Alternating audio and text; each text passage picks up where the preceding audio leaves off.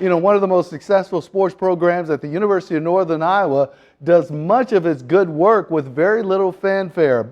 But Mark Whitley tells us that hasn't stopped the UNI women's rugby team from making another trip to nationals.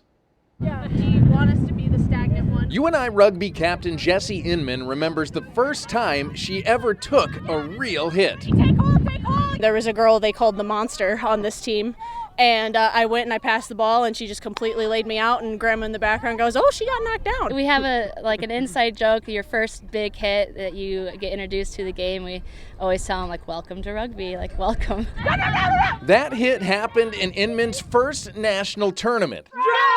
This weekend, 4 years later, she'll play in her last. We had our last lift today. This is my last practice, and so yeah, it's hard, but it'll be worth it, I think.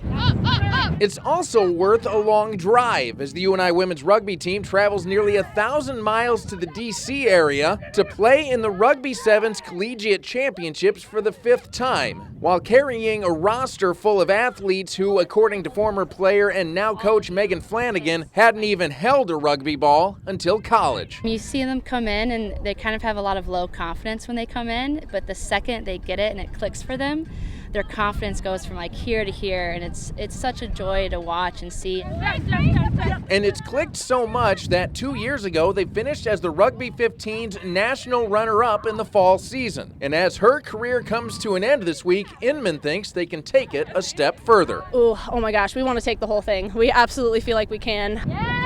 In Cedar Falls, Mark Woodley, News 7 KWWL.